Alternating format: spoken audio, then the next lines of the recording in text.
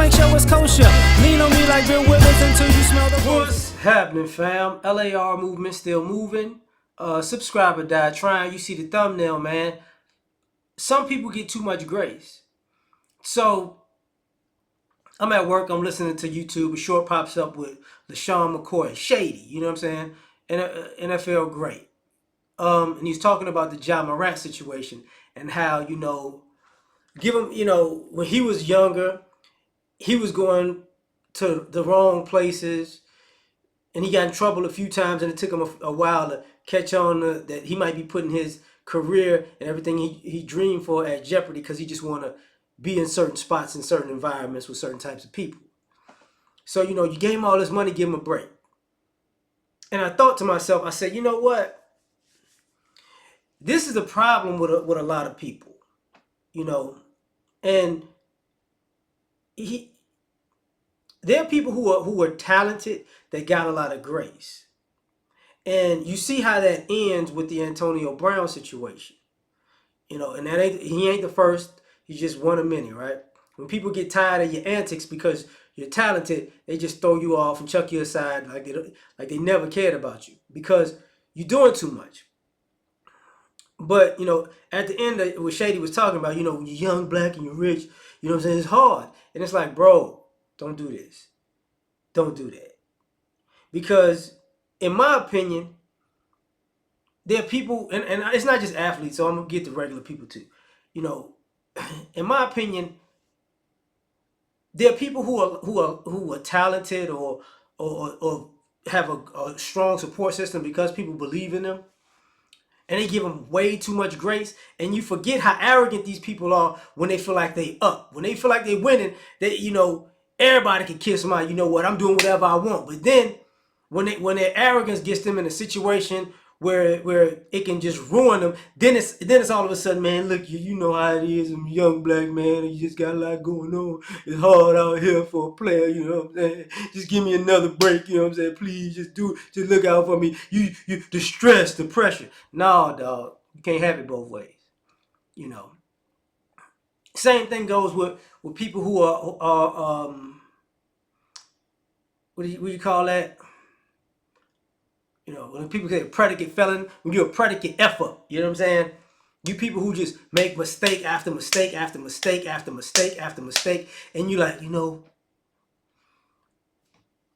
God got me. You know what I'm saying? The people got me. They love me, and it gets to a point where people start looking at you sideways because you're not gonna actually you're not gonna stop screwing up.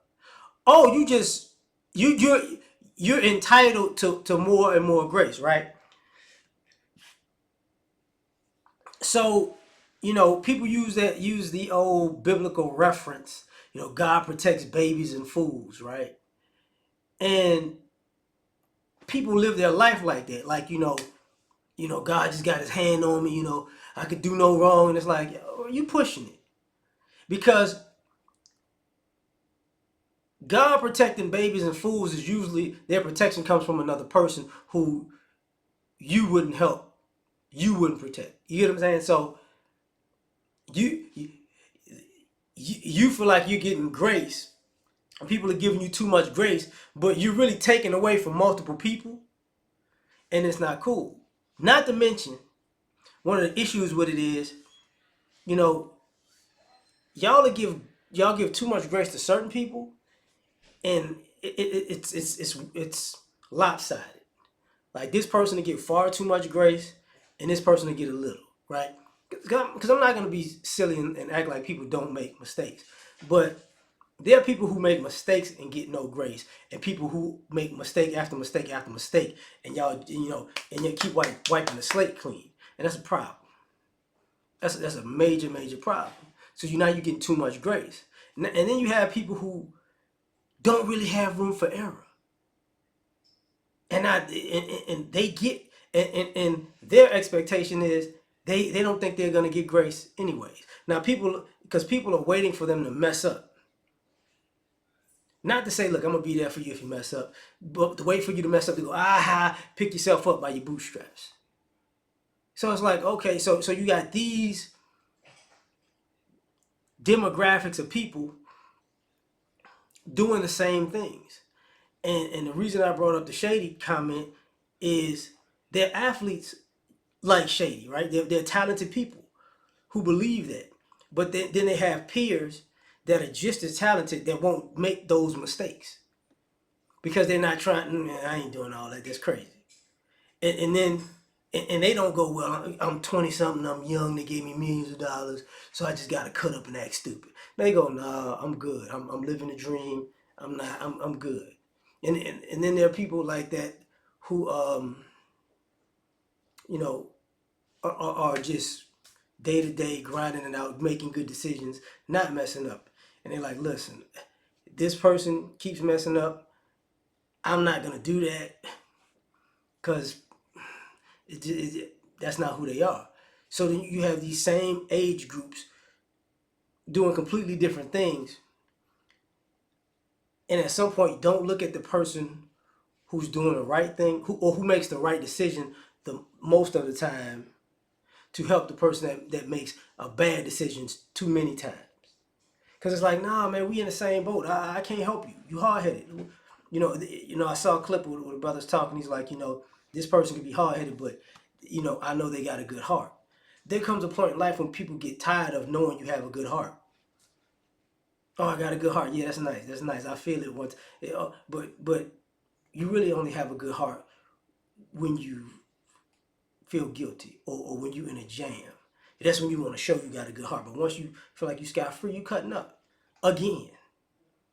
So when it comes to this grace thing, like some people just get too much. And I'm not gonna say you create enemies, but what it does is you create separation. Because you have too many people who don't know what it, who you have too many people who have expected so much grace and gotten so much grace who don't really have any understanding and empathy to the people who I said it wrong. You have too many people who've had too much grace, who don't have empathy and even understand the experience of people who don't get enough grace. So those people don't really get along. Cause it's like, you're gonna mess it up, you're gonna mess up again. And then you hear stories of people like, I finally got it. And it's like, you see it in life a lot. Some of the people who make constant mistakes, they wind up hooking up with somebody who doesn't make those mistakes, and they look at the difference of their lives and go, that's why you was acting like that? Because you didn't, because some people think they're learning from making constant mistakes. Other people are like, no, that's just dumb. You chose to make a mistake and I don't to learn from it. How about just thinking this through and not making the mistake in the first place? Because everybody likes a comeback story. You can't keep messing up. Shout out to Michael Irvin, right? Michael Irvin got canceled on some BS. He got fake Me Too, and people see the problem. But here's the issue: Michael Irvin had made so many mistakes, back to back to back to back, just over and over again, years ago, that for the most part people will believe it because of his past. See what I'm saying? So that's what people take opportunities, because sometimes when people have too much grace, guess what? I could pin something on them because y'all can still say that's them. It sucks, but people are opportunistic like that, and they get a lady grace, and oh, she can't be lying. Obviously she is, but that's my thoughts. Tell me what you think. Like, share, subscribe, or die trying. Catch you on the next one. Peace.